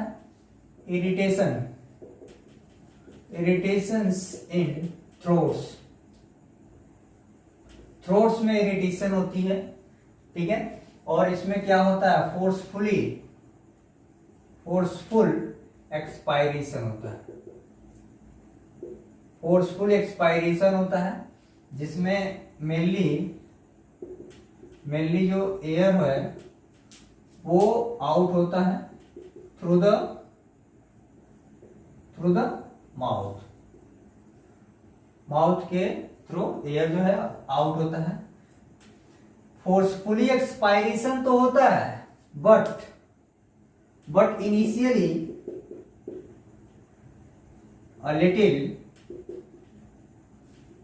लिटिल इंस्पायरेशन होता है। आप जब खांसी आती है तो क्या होता है, पहले थोड़ा सा हल्का सा इनिशियली में इंस्पायरेशन होगा और फोर्सफुली एक्सपायरेशन होगा। एयर जो है वो आउट होगा थ्रू द माउथ, तो फोर्सफुली एक्सपायरेशन होता है, but initially a little inspiration होगा, उसके बाद से फोर्सफुली एक्सपायरेशन होता है, जो मेनली एयर जो है आउट होता है थ्रू द माउथ के थ्रू एयर जो है आउट होता है। और कफ के केस में क्या होता है, इरिटेशन होती है, किसमें, इरिटेशन इन थ्रोट्स। सेकेंड जो है हिकअपिंग।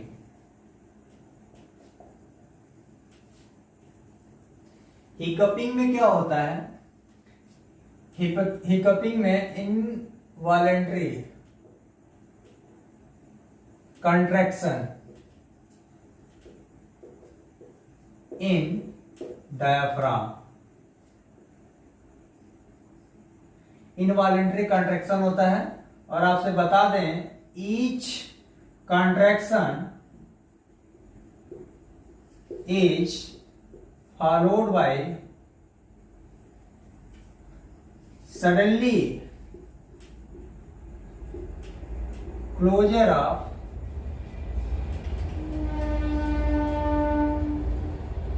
Vocal card.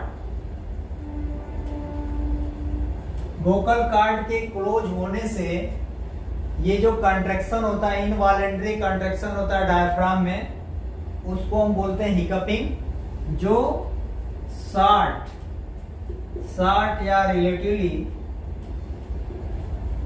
शार्प वॉइस को प्रोड्यूस करता है। हिक साउंड प्रोड्यूस करता है,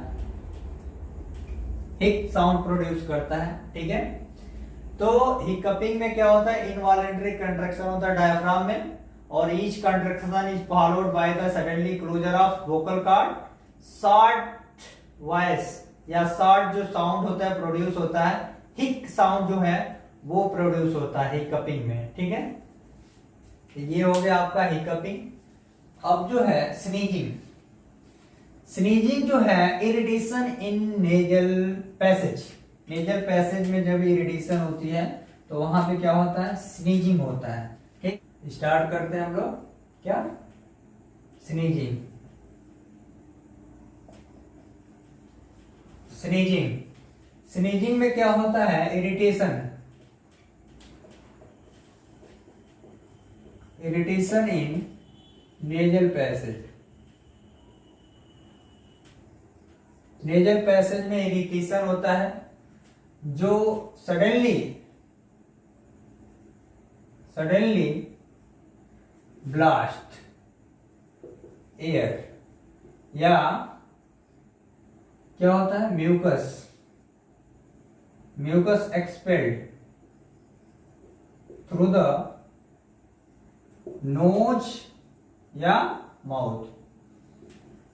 जब इरिटेशन होती है नेजल पैसेज में तो सडनली एयर जो है वो ब्लास्ट करता है आउटसाइड, एक्सपेल्ड करता है बाहर, या म्यूकस जो है, जो हमारे बॉडी में म्यूकस सिक्रेट हो रहा है, वो म्यूकस एक्सपेल्ड होता है थ्रू द नेजल या माउथ के थ्रू। और जनरली जो ट्रिगर होता है, किसके द्वारा ट्रिगर होता है, इनहेलेशन ऑफ डस्ट पार्टिकल्स। और आपको बता दें, ब्लैक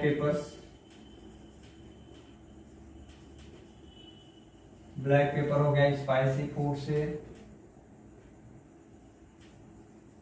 स्पाइसी फूड्स हो गए, और क्या क्या हो गया, पॉलेंस हो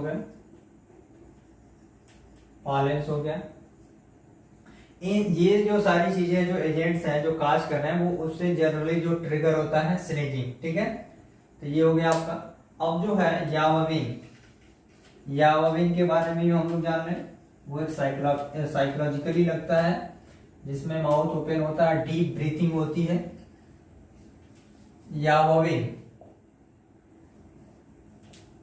यावनिंग जो है ये इनवॉलेंट्री प्रोसेस है मोस्टली,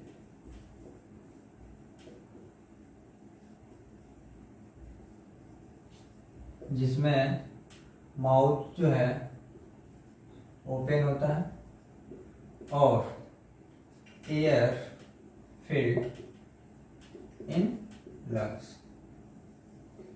एयर जो है फील्ड होता है लंग्स में। ठीक है, इनवॉलेंट्री प्रोसेस है, और मेरे को लगता है ये साइकोलॉजिकली है, साइकोलॉजिकल प्रोसेस है। और ड्यू टू द स्लीपनेस, ज्यादा टाइम तक सो जाते हैं तभी यावनिंग आती है। टायर्डनेस, थकान होता है तब होता है। स्ट्रेस में रहते हैं। तो ये जो कारण है जिससे यावनिंग आती है, इनवॉलेंट्री प्रोसेस है। अगला अगर जो मुंह बा के बड़ा सा मुंह बा के एयर्स को इनहेल कर रहा है, तो आप भी बड़े से मुंह बा करके अपना बना देंगे, भैया आओ घुस जाओ, खाली स्पेस है भर जाओ। तो यावनिंग जो एक साइकोलॉजिकल प्रोसेस है, इनवॉलंटरी प्रोसेस है, जिसमें माउथ ओपन होता है बड़ा सा, और उसमें क्या होता है, air get filled in the lungs. Air जो है लंग्स में फील्ड होता है। वो किसके कारण होता है, ज्यादा टाइम तक सो जाते हैं हम लोग और थकान होती है, स्ट्रेस में हम लोग रहते हैं, तो इन सब केसेस में यावनिंग आती है। तो फाइनली हम लोग का ये सारी जो रिस्पायरेटरी से रिलेटेड डिजीज थे हम लोगों ने डिस्कस कर दिया। ठीक है, बस यहीं पे खत्म करते हैं। अगला चैप्टर हम लोग न्यू चैप्टर स्टार्ट करेंगे अगले लेक्चर में। देखा जाएगा कि कौन सा चैप्टर्स है, स्टार्ट करते हैं। Thank you.